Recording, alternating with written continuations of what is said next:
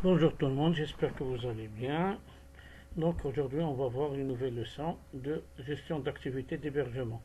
Donc notre leçon d'aujourd'hui s'intitule bien sûr l'élaboration des documents de synthèse.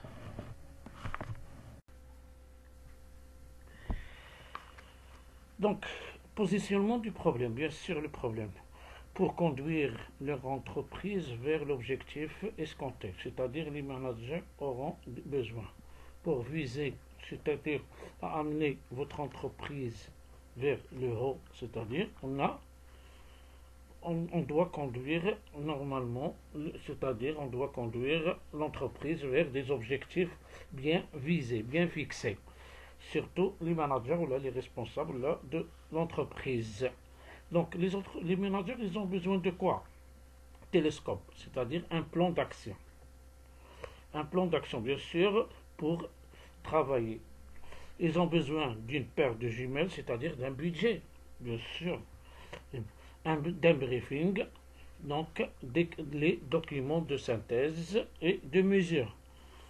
Ils ont besoin, bien sûr, d'un tableau de bord clignotant, c'est-à-dire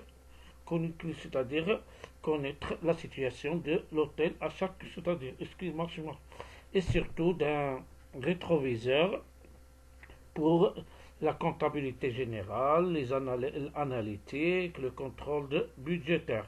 Pourquoi on a dit rétroviseur? Pour comparer les années précédentes avec le présent. Donc, non. Donc il s'agit bien sûr grosso modo de disposer d'un ensemble, c'est-à-dire d'éléments d'outils de pilotage qui sont synchronisation, bien sûr, de son synchronisation permet de faire accoster l'unité hôtelière à bon port. C'est là justement le rôle de différents mouvements, bien sûr manœuvres de l'équipage, le personnel de l'unité. Donc le main courantier ne fait pas exception. Et contraire. Et de par la nature de ses fonctions et de par sa position hiérarchique. Ces manœuvres constituent la colonne vertébrale du plan de navigation de l'unité hôtelière. Donc l'humain courantier, il a la charge, bien sûr, de prendre en charge les différents rapports de l'ensemble des points de vente de l'unité, de s'assurer de leur exactitude, de matérialiser les données sur les documents appropriés et de produire les outils de synthèse, le rapport journalier et le tableau de bord. Le rapport journalier. Donc, lorsqu'on parle de rapport journalier, c'est un outil de travail qui retrace d'une manière statistique et dynamique l'activité de la veille de l'unité hôtelière en mettant on exerce les performances de chaque secteur d'activité de celle-ci. Outil de travail. C'est un élément de système d'information de l'unité. Miroir de l'activité pour les responsables. La manière statistique est dynamique. Statistique, c'est-à-dire la présentation brute de l'information. Dynamique, c'est le traitement de l'information ou bien sûr le calcul des indicateurs. L'utilité. L'utilité de l'outil de travail, c'est-à-dire avoir une synthèse chiffrée et commentée sur l'activité de l'unité. Avoir une vision globale et détaillée se rapportant à l'unité via la détermination des indicateurs. Disposer d'un outil de décision, action corrective ou de maintenance. Disposer d'outils de comparaison, comparaison temporelle et spatiale.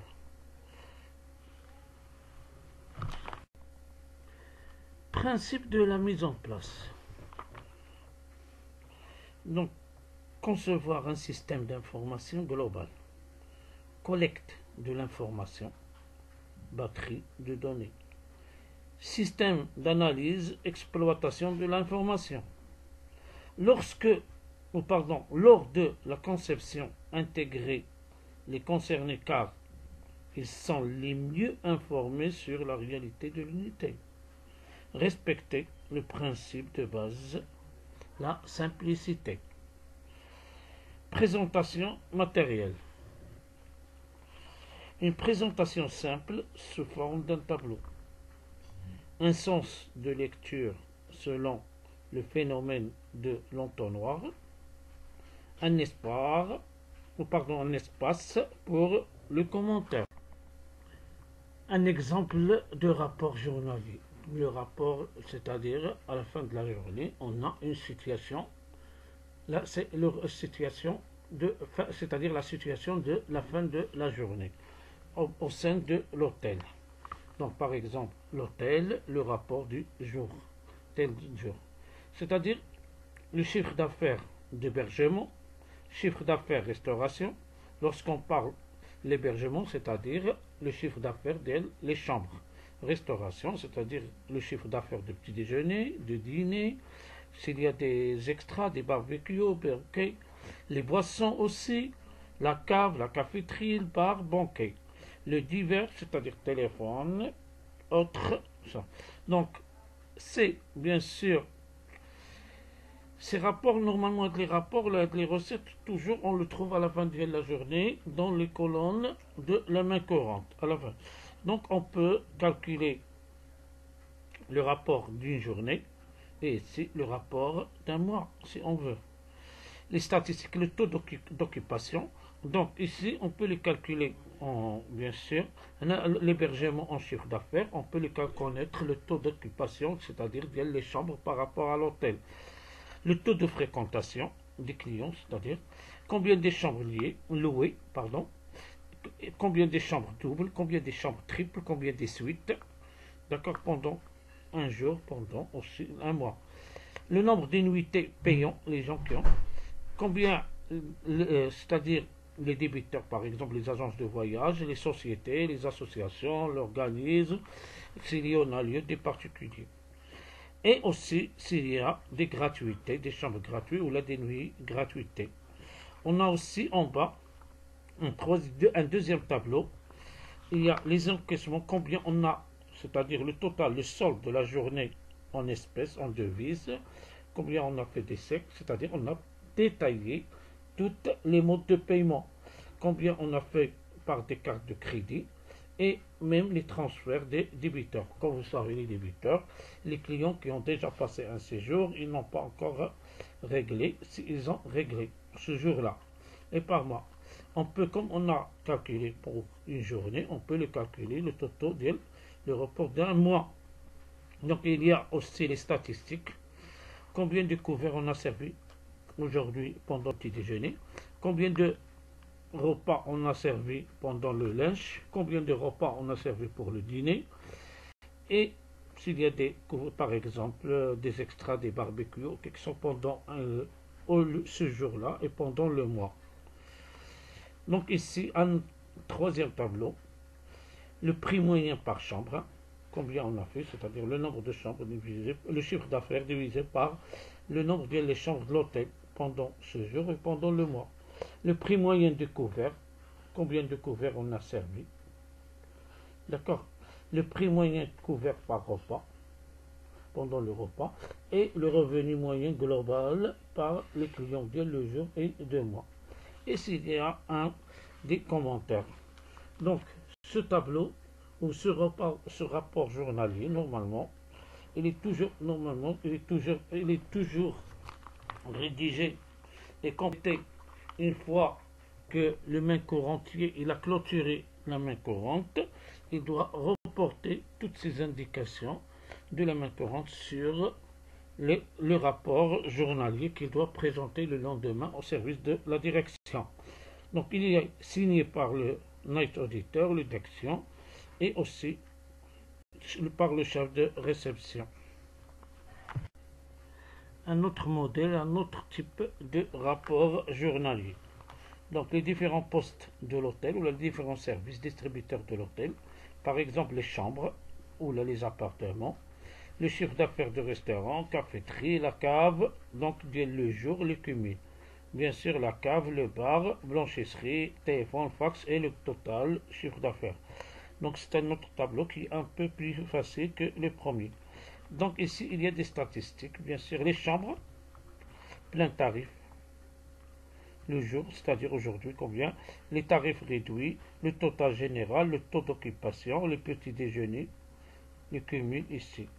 Il y a les pleins tarifs, c'est-à-dire tarifs réduits, le taux général, les prix moyens et le taux de capitalisation.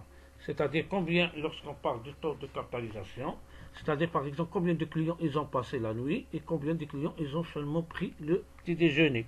On fait un petit pourcentage. C'est un pourcentage, le nombre de clients qui ont passé la nuit à l'hôtel, divisé par le nombre de clients qui ont pris le petit déjeuner. C'est ce qu'on appelle. Donc il y a les nuitées, le plein tarif, le jour combien, le cumul, les tarifs réduits par exemple, le tarif général, taux de fréquentation, les repos, on a tout ça vu. Donc les pleins tarifs, les repas, les tarifs réduits, tarif général, prix moyen, taux d'occupation. Il y a aussi ce qu'on appelle position BAC. BAC présent, c'est-à-dire le BAC de la veille, le chiffre d'affaires, d'accord, l'encaissement, les transferts débiteurs, les autres, ainsi de suite, c'est-à-dire les totaux de cumul. Il y a les BAC débiteurs, les clients qui n'ont pas encore réglé le solde du mois précédent, les règlements, l'autre, c'est-à-dire s'il y a d'autres clients qui n'ont pas encore réglé, et le total du BAC débiteur, c'est-à-dire des clients qui n'ont pas encore réglé. Visa du night auditeur, visa du réception et visa de la direction. Le tableau de bord. Donc lorsqu'on parle du tableau de bord, on va définir qu'est-ce que c'est qu'un tableau. C'est le résumé, c'est synthèse chiffrée des principales informations nécessaires aux responsables pour orienter l'activité du groupe humain placé sous leurs ordres vers les meilleurs emplois des moyens d'exploitation mis à leur disposition. C'est-à-dire ce résumé des chiffrages, c'est-à-dire les recettes de tous les services de l'hôtel, ils sont bien sûr représentés aux responsables de l'établissement pour orienter, est-ce que ça marche ou ça marche pas et où est l'erreur. Synthèse chiffrée. L'ensemble d'indicateurs qui reflètent la situation de l'unité nécessaire aux dirigeants. Pourquoi? Pour contrôler l'exécution des décisions prises antérieurement. Qu'est-ce qu'ils doivent faire? Par exemple, les décisions qui doivent prises ultérieures. Est-ce qu'ils doivent suivre le même système ou bien suivre le système de la gestion au sein de l'État? Prendre des décisions ou prendre des nouvelles décisions. Orienter le groupe humain, aider le groupe à réaliser les buts de l'unité, permettre au groupe de mieux intégrer la réalité de l'unité et permettre au groupe de se mesurer, de s'auto-évaluer. L'utilité, bien sûr, être mieux renseigné sur l'exploitation de l'unité, c'est le moyen de détection, bien sûr, relative aux fonctions du système interne et externe de l'unité. C'est le moyen de pilotage de l'unité. C'est un moyen efficace de contrôle budgétaire, bien sûr. C'est un outil de décision. Les principes de mise en place. Principes de base. Sélectionner les informations clés, les indicateurs, les règles, distinguer l'ensemble de l'accessoire. Avoir un coût de traitement de l'information recherchée acceptable. Évaluer le coût de l'information. Fournir rapidement l'information. Sélectionner l'information selon leur délai de production.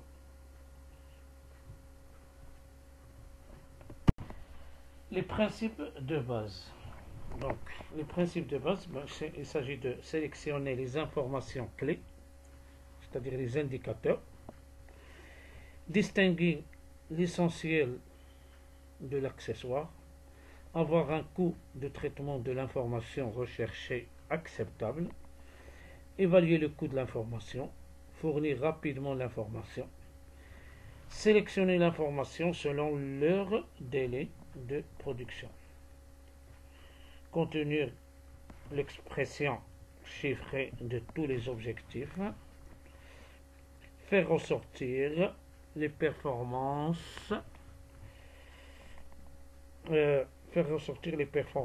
réalisées,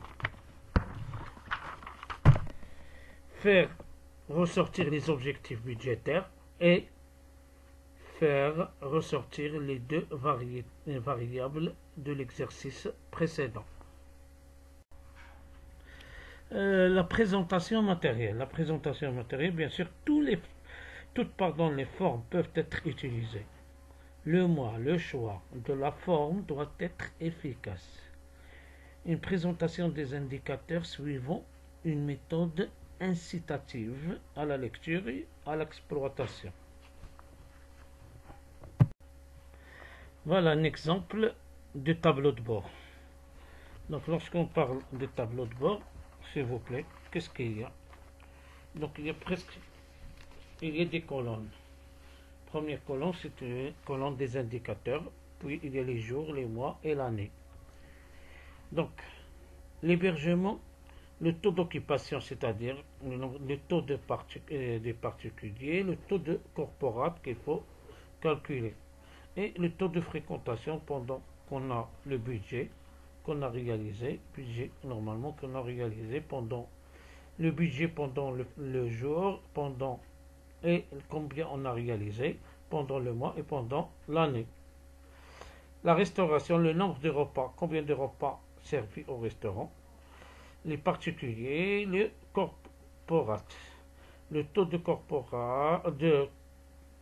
captage de repas, le nombre de petits déjeuners servis, les particuliers et corporate, et puis le taux de captage du petit déjeuner, les boissons, le chiffre d'affaires total, le chiffre d'affaires du bar, le chiffre d'affaires du cave, chiffre d'affaires du nightclub, divers chiffres d'affaires, téléphone, pricing, autres, total de chiffre d'affaires hors taxe, le revenu moyen global par client, le revenu moyen par chambre et le revenu moyen par couvert.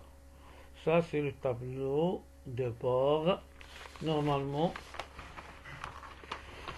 qui nous montre, bien sûr, ça nous permet, qui donne une synthèse chiffrée des principales informations nécessaires, bien sûr, qui sont nécessaires aux responsables pour orienter l'activité du groupe humain, c'est-à-dire l'ensemble des équipes qui travaillent au sein d'un établissement ou sont placées sous l'ordre des responsables, et de les guider et de les orienter vers le meilleur emploi des moyens d'exploitation, avec des moyens d'exploitation mis à leur disposition. Généralement, les tâches du main correntier, ils se résument en ces points-là. D'abord, la production d'un état récapitulatif de la production journalière. L'établissement du relevé de BAC, client, présent et débiteur. L'établissement du récapitulatif des encaissements, avec un bordereau de caisse. L'établissement du relevé de la caisse. L'établissement de l'état des transferts des débiteurs.